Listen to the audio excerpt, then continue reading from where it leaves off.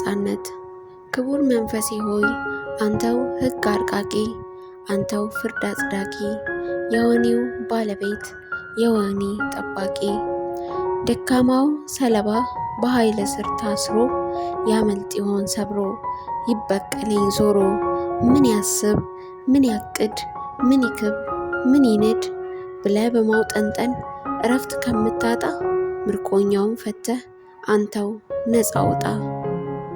ከበእውቀቱ ስዩም